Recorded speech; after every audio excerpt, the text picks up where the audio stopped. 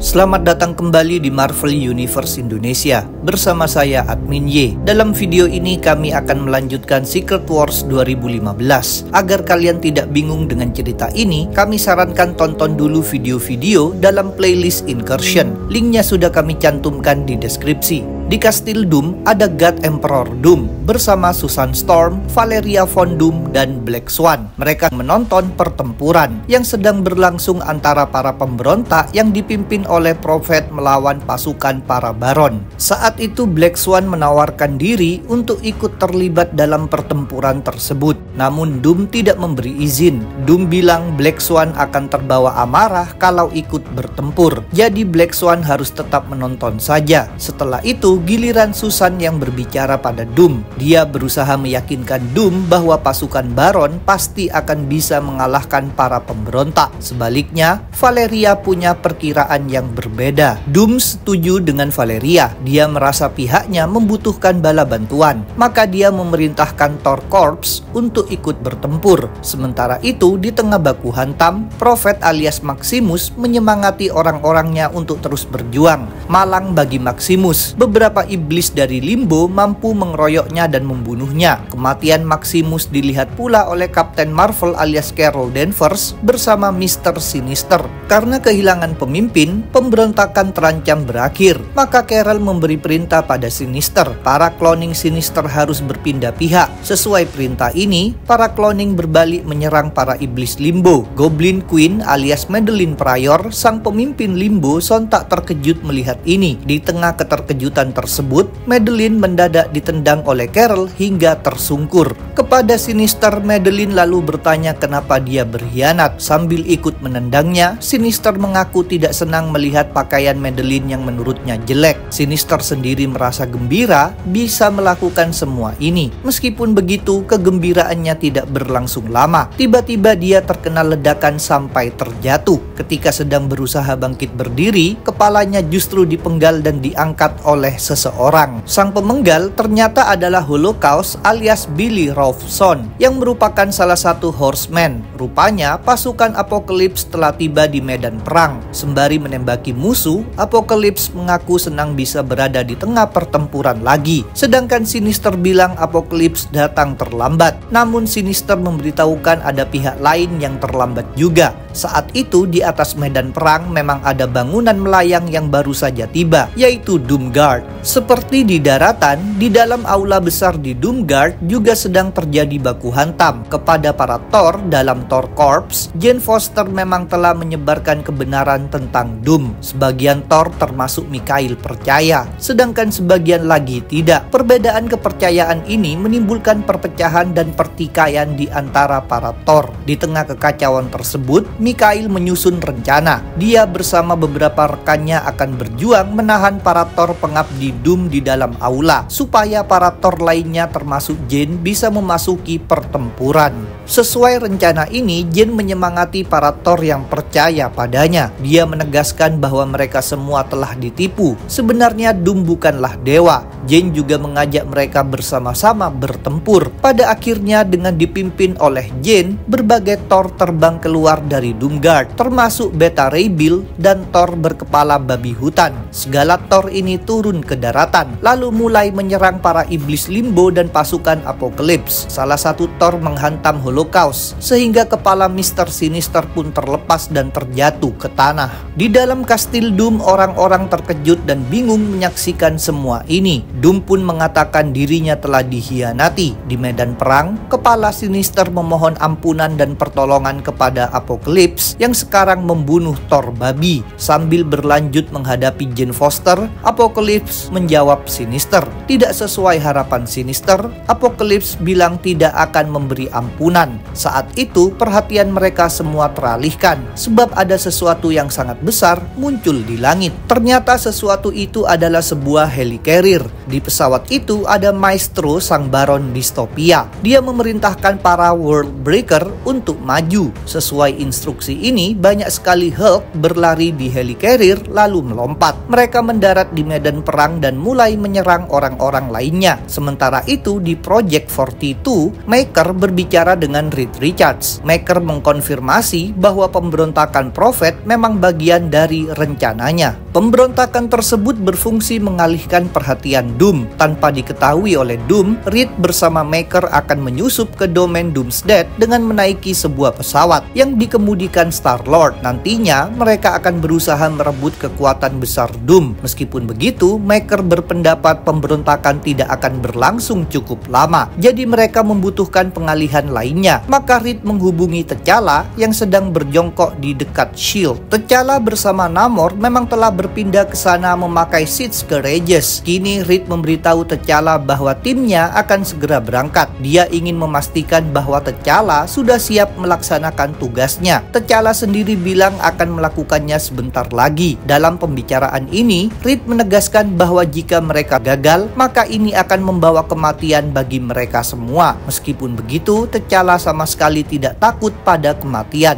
T'Challa mengatakan kematian hanyalah perjalanan menuju dunia yang berbeda. Sambil berkata begitu, dia juga melihat arwah berbagai Black Panther terdahulu. Seusai pembicaraan dengan Reed, T'Challa dihampiri oleh Namor. T'Challa menyuruh Namor tetap berada di dekat Seeds Courageous, sedangkan dia sendiri akan melakukan sesuatu. Ketika T'Challa meluncur turun, Namor mengaku belum benar-benar tahu apa sebenarnya tujuan kedatangan mereka ke sini. Saat itu T'Challa sudah berada lebih dekat dengan Shield, jadi dia melemparkan beberapa bom kecil yang menciptakan ledakan sehingga ada bagian Shield yang terbuka. Dengan jalan ini, banyak zombie berdatangan melewati Shield ke arah T'Challa. Salah satu zombie ini adalah Jamie Braddock. Rupanya dia memang telah digigit, tapi tubuhnya tidak dimakan sampai habis. Meskipun dihampiri oleh banyak zombie, T'Challa tidak merasa takut sedikit pun. Dia justru berbicara pada mereka. Dia mengajak para zombie untuk berjalan melewati Seeds Courageous dan menjalani pertempuran dahsyat melawan pihak Doom. T'Challa mengungkapkan bahwa dengan pertempuran tersebut, para zombie akan memperoleh kejayaan dan kehormatan. Bukannya berusaha melahap T'Challa, para zombie justru memikirkan kata-katanya. Mereka memang mulai terpengaruh olehnya, sebab T'Challa merupakan King of the Dead. Dulu dalam komik Fantastic Four isu 608, Bas, sang Dewa Panther, menganugerahi T'Challa dengan kekuatan yang berhubungan dengan kematian, arwah, dan mayat. Dengan demikian, T'Challa mendapat gelar King of the Dead. Berkat kekuatan tersebut, seperti sudah ditampilkan dalam video-video Incursion, T'Challa bisa berkomunikasi dengan arwah para Black Panther sebelumnya. Sebagai King of the Dead pula, sekarang T'Challa mempengaruhi para zombie. Walaupun begitu, para zombie belum sepenuhnya jatuh dalam kendalinya. Mereka masih berpikir apakah harus bertempur atau terus mengincar makanan seperti biasa. Tiba-tiba zombie Modok terkena lemparan trisula oleh Namor yang kemudian menyuruh para zombie untuk berhenti merasa ragu. Kalian ingin tahu asal-usul Modok versi universe utama? Kami sudah pernah membuat videonya. Kini Namor mengingatkan para zombie bahwa T'Challa adalah King of the Dead. Ini artinya T'Challa adalah pemimpin mereka semua. Jadi para zombie harus segera memberikan jawaban. Ujung-ujungnya para zombie mematuhi ajakan T'Challa sambil meneriakkan kejayaan dan kehormatan. Mereka bersiap untuk berperang melawan pasukan Doom. Dalam komik Secret Wars isu 8, pertempuran masih berlangsung antara pihak-pihak pendukung dan penentang Doom. Sebagian hero dan villain penumpang Life Raft juga telah ikut terlibat. Sementara itu di langit ada pesawat yang sedang mendekati kastil Doom. Di dalam pesawat ini ada Reed Richards, Maker, dan Star-Lord. Awalnya Star-Lord yakin penerbangan mereka akan berlangsung mulus. Sayangnya, tiba-tiba muncul satu Hulk yang melompat dan merusak mesin pesawat. Akibatnya pesawat itu pun mulai meluncur jatuh.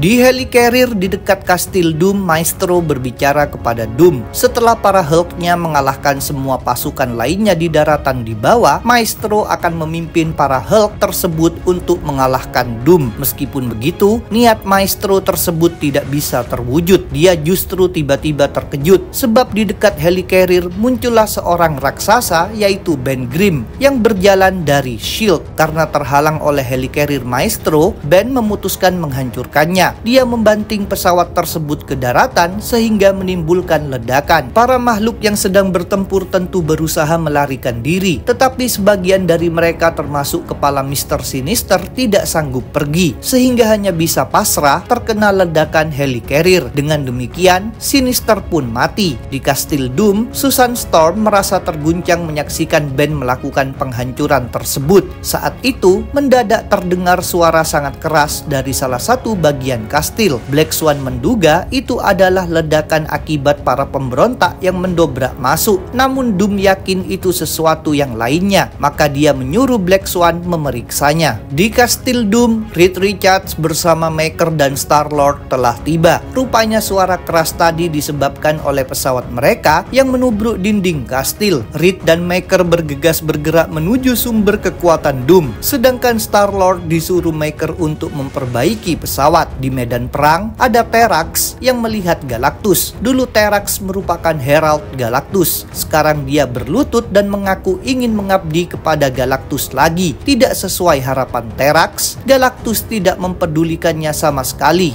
Galactus justru terus berjalan dan menginjaknya hingga dia mati. Galactus sendiri dikendalikan oleh Franklin von Doom yang kemudian menantang Ben Grimm berduel. Dengan demikian terjadilah pertarungan antara mereka. Pertama-tama Ben memukul kepala Galactus. Susan yang melihat baku hantam ini jelas merasa sangat khawatir. Jadi dia meminta Doom turun tangan. Walaupun begitu, Doom bilang waktunya belum tiba. Karena Ben sudah berhenti mempertahankan S.H.I.E.L.D., akan ada ancaman lebih serius yang harus dihadapi oleh Doom. Saat itu Franklin sendiri mampu tetap bertahan walaupun tadi Galactus terkena pukulan Ben Grimm. Sedangkan Ben memperingatkan akan ada serangan lainnya. Sesuai kata-kata Ben, kemudian terdengar suara trompet yang mengalihkan perhatian orang-orang, termasuk Doom. Ternyata trompet itu menandai kedatangan Annihilation Wave yang dipimpin oleh Thanos. Seperti sudah disebutkan dalam video Secret Wars bagian kelima, Thanos berhasil mengambil alih kendali atas Annihilation Wave. Kini dengan menunggangi cacing besar, Thanos memimpin pasukan tersebut bergerak ke arah Kastil Doom. Karena adanya ancaman Thanos ini, Doom akhirnya memutuskan terlibat. Dari kastil dia berpindah ke daratan. Kehadiran Doom di medan perang membuat kepercayaan diri Franklin meningkat. Franklin yakin Ben Grimm akan dihancurkan sebab ayahnya sedang kesal. Setelah itu Franklin mengatur Galactus menembakkan energi pada Ben. Sedangkan Ben sendiri justru tercengang mendengar Franklin menyebut Doom sebagai ayah.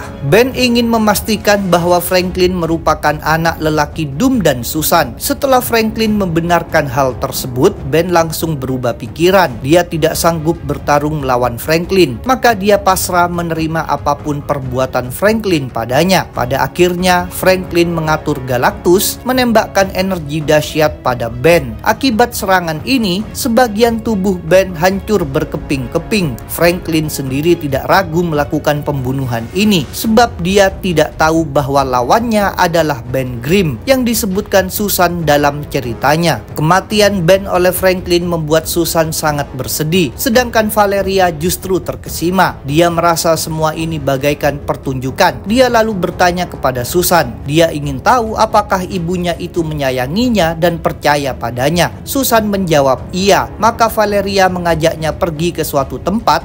Di dalam kastil, Star-Lord sedang memperbaiki pesawat. Dia tiba-tiba dihampiri oleh Black Swan yang bertanya apa yang dia lakukan. Dengan jujur, Star-Lord bilang sedang memperbaiki pesawatnya agar nanti dirinya dan kedua rekannya bisa pergi setelah Doom dikalahkan. Maka Black Swan menegaskan bahwa dirinya mengabdi kepada Doom. Dia akan menghancurkan semua orang yang menentang Doom. Setelah menyadari bahwa Black Swan adalah musuh, Star-Lord pun memberikan peringatan. Dia menegaskan bahwa dirinya sangat berbahaya. Jadi Black Swan akan menyesal kalau nekat melawannya. Tidak sesuai ancaman tersebut, dengan dengan gampangnya Black Swan menghajar Star-Lord. Dia melemparkan Star-Lord menubruk tembok, sehingga Star-Lord merasa sangat kesakitan dan hanya bisa merangkak menuju World Tree, yaitu pohon amat besar yang menyatu dengan Kastil Doom. Setibanya di dekat World Tree, Star-Lord mengeluarkan sebuah benda kecil. Kemudian dia memberikan ancaman lainnya pada Black Swan. Dia berjanji tidak akan menggunakan benda tersebut kalau Black Swan berhenti menyerangnya. Black Swan sendiri menganggap ancaman tersebut tidak ada artinya sama sekali, jadi dia bersiap melakukan serangan penghabisan. Sedangkan Star-Lord mempergunakan benda yang dia bawa, yang ternyata adalah potongan kecil kayu pohon. Dia memasukkan potongan tersebut pada World Tree. Secara mengejutkan, tindakan tersebut membuat World Tree bergerak-gerak. Karena merasa bingung, Black Swan batal melakukan pembunuhan. Dia hanya bisa tercengang menyaksikan gerakan World Tree. Terungkaplah bahwa World Tree sesungguhnya adalah Groot. Setelah sekian lama menjadi bagian dari Kastil Doom, Groot akhirnya mampu membebaskan diri. Dalam proses ini, dia juga menghancur leburkan bangunan kastil. Akibatnya, Star-Lord dan Black Swan pun tewas. Hancurnya kastil disaksikan pula oleh Franklin yang menyadari ini merupakan sesuatu yang sangat buruk. Di medan perang, Doom telah tiba setelah berpindah dari kastil. Begitu melihat kehadiran Doom, Thanos melompat dari cacingnya. Kepada Thanos, Doom bertanya apa yang dia inginkan.